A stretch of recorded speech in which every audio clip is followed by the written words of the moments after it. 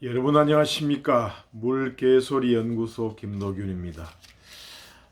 오늘은 토요일인데 이준석이 국힘당의 당대표 이준석이 국회에서 기자회견을 했지요.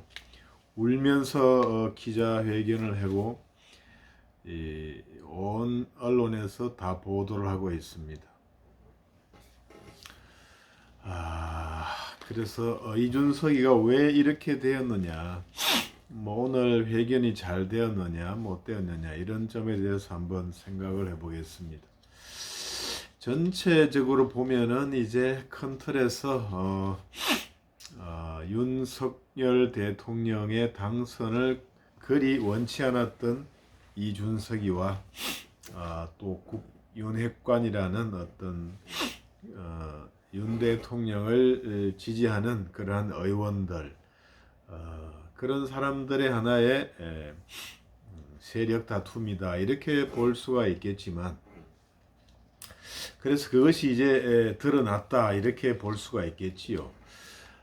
그렇지만 또 그렇게만 사건이 볼 수가 없는 것이, 사건은 다 빌미가 있는 것이고 또 기폭제, 촉발되는 것이 있는 것인데, 이 성상납 의혹이라든가 증거인멸 교사 이런 문제가 없었으면 이렇게까지 문제가 되지는 않았겠지요. 그렇게 됩니다.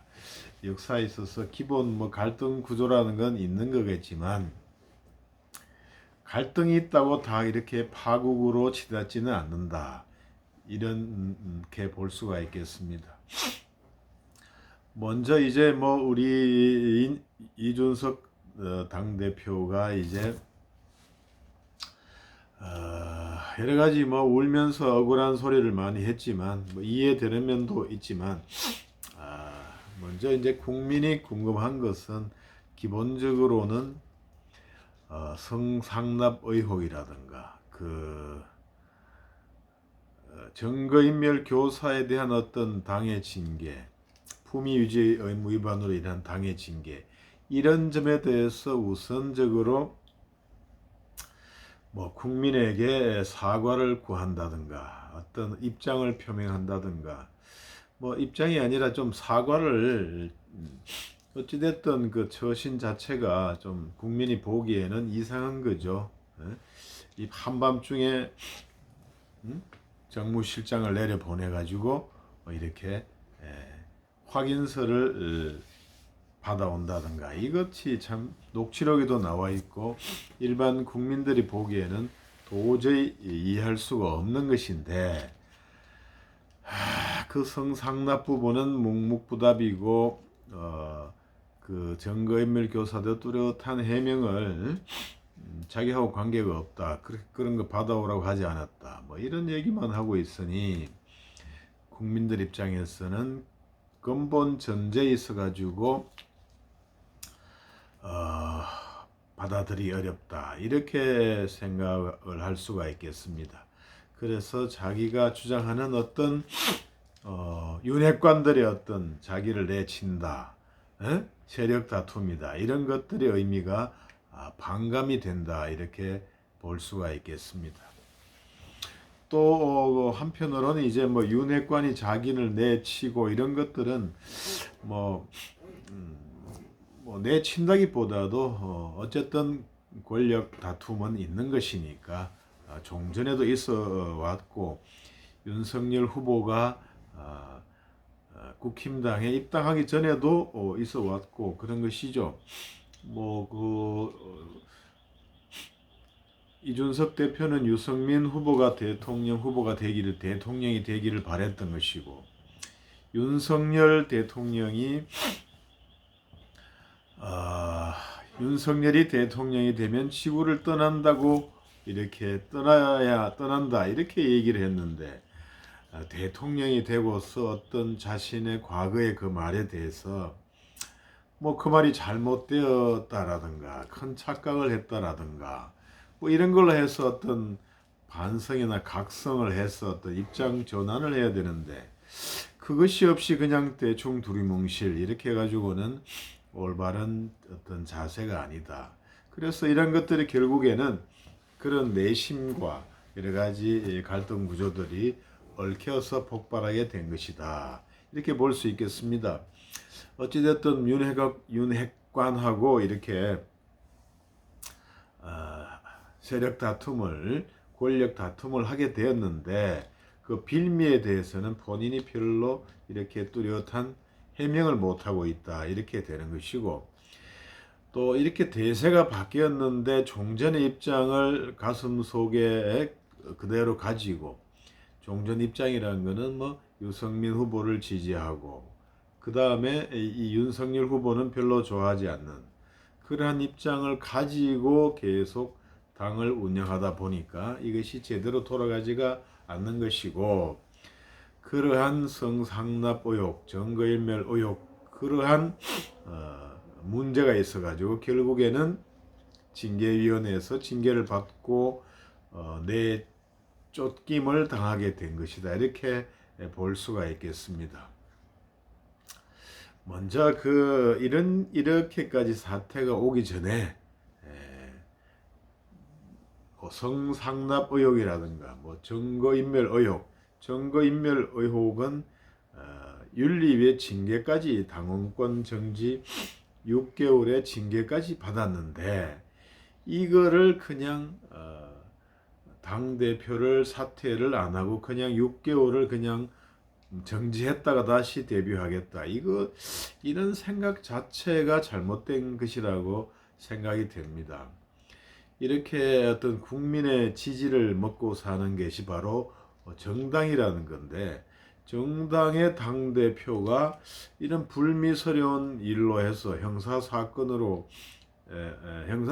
관련됐다고 해서 6개월이나 당대표직을 못하게 되면 그게 그 당에 대한 이미지가 어떻게 되겠습니까? 국민들이 보기에는 그 자체로 웃기는 당이 되고 한심하게 생각을 하고 이런 거죠. 아니, 대통령이 됐는데 6개월 동안 대통령직을 못하고 6개월을 쉬었다가 정지했다가 다시 대통령의 직을 수행한다. 이렇게 생각을 해보세요.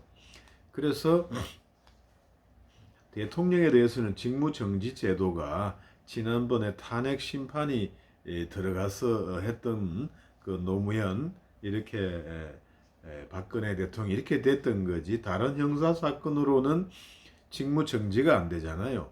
직무정지가 된다고 하고 그 기간이 몇 달, 6개월 정지했다가 다시 들어온다 하면은 그 기간에 참 나라의 꼴이 어떻게 되겠습니까? 다시 들어오는 게 다시 복귀하는 게 더 웃기는 꼴이 되지 않겠습니까? 그래서 어떻게 보면은 당은 당규의 불비다. 당 대표가 6개월 이렇게 자격 정지, 말하자면은 그 당원권 정지를 받게 되면은 당연히 사퇴하는 식으로 이렇게 바뀌어야 되는 거지. 물론 그 어떤 징계의 불복이 있으면 모르겠는데, 징계를 승복한다면은 당연히 결격 사유로 해서 이렇게 당 대표에서 물러나도록 이렇게 당은 당규가 되어 있어야 되는 건데, 그게 없다 보니까 6개월 있다가 이 신뢰가 생명인 정당에서 6개월이나 비었다가 다시 대표로 들어온다. 이래 가지고는 도대체가 정당이 제대로 굴러갈 수가 없는 것이고, 의원들도 지도 체제에 대해서 우왕좌왕, 어디에 줄을 서야 될지, 누구와 이렇게 같이 해야 될지 우왕좌왕할 수밖에 없고, 그것을 보는 국민들의 신뢰가 급전직하가 되는 것은 뻔한 일이겠습니다. 그러한 문제가 또 국힘당의 당은 당규에 있었던 것인데, 이준석으로서는 뭐 그러한 것을 이용하거나 뭐 그러한 것을 하려고 하기보다는 이러한 징계가 있으면 물러나는 것이 타당한 선택이었다, 이렇게는 생각이 됩니다. 그러나 이준석은 왜 물러날 수가 없었을까요?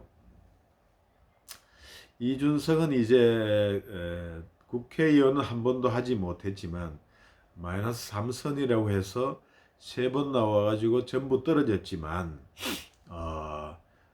나이 30대 여당의 당 대표가 된 사람이잖아요. 그 정도 출세한 사람도 없습니다. 다른 뭐 생업에 종사하다가 직업을 가지다가 이렇게 당 대표가 되거나 국회의원 하다가 된 사람이 아니고 오로지 이것에만 종사해 왔죠.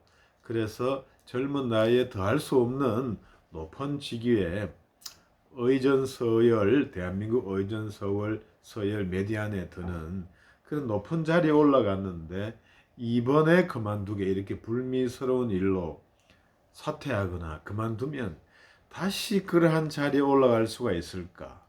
기약할 수가 없는 것입니다.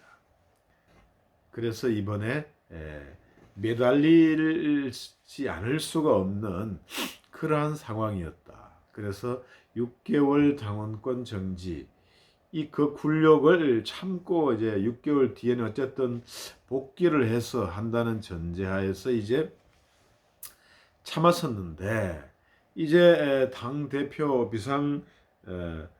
비상대책위원회 체제로 가서 당 대표도 자격도 이제 없어지면 돌아갈 곳이 없다. 그래서 막다른 골목에 선 입장에서 이제 자기가 속한 당과 대통령까지 비난하지 않을 수가 없었던 것이라고 봄이 타당하겠습니다. 아무튼 지난 시간을 돌이켜 보면은 좀 아쉬움이 많죠. 뭐냐? 비록 유승민이 자기를 도와줘서 유승민이를 지지했더라 하더라도 그게 이제 대세가 윤석열로 굳어지면 이제 그것은 마음에서 지우고 최대한 도와주고 협조하는 게 도리이겠죠. 그런데 이제 대통령 선거 과정에서도 가출 사건도 발생을 하고 여러 가지 뭐 보지 좋지 못한 사나이답지 못하게 시원시원한 이런 게 화끈하게 도와주고 이런 게 없었어요. 유승민 의원도 그렇게 막판에 한두 번인가 나와서 이렇게 유세에 나왔던 것이지 화끈하게 도와주지를 못했습니다. 그런 점 때문에 아쉽고 그 다음에 어쨌든 대통령이 이제 윤석열이 되었으면 거기에 맞춰서 이제 자기의 마음도 몸도 맞춰서 이렇게 당 대표를 해야 되는데 그것이 또 마음과 뜻이 달라서 그런지 잘 되지를 않았습니다. 그런 근본적인 또 문제가 있겠습니다. 그 다음에는 이제 어떤 성상납 의혹이나 이런 문제가 있으면 참 그거에 대해서 거기 밤중에 자기 부하를 내려 보내가지고 어떻게 무마한다. 이거 참 너무나 미숙한 그러한 대응이었다. 너무나 미숙한 대응이었다. 그런 것이죠. 성상납 의혹은 이제 공소시효가 지났다고 하지 않습니까? 그거를 이제 주위의 변호사한테 좀 물어보고 그냥 놔둬버리면 되는 것인데 그것을 또 밤중에 내려보내서 이상한 결과를 가져온 것은 참 너무나 미숙하고 성급한 대응이었다. 마음이 촉박하니까 성급한 대응을 하지 않았나 이렇게 생각은 됩니다만 그런 일을 해서는 안 되었던 것이죠. 그냥 놔두고 조금 더 지켜보는 게 나았던 것이고 그리고 기왕에 이렇게 큰 일이 벌어졌다면 일단은 몸을 낮추고 빼고 당분간 잊혀지는 것이 더 나았던 것인데 너무나 어렵고 높은 자리에 올라오다 보니 그걸 그렇게 할 수가 없었던 것이다. 이제 내려가면 언제 다시 이와 같은 높은 자리에 올라오겠냐 이런 생각이 나에게 다시 기회가 올까 이런 생각이 들지 않을 수가 없었던 것이죠.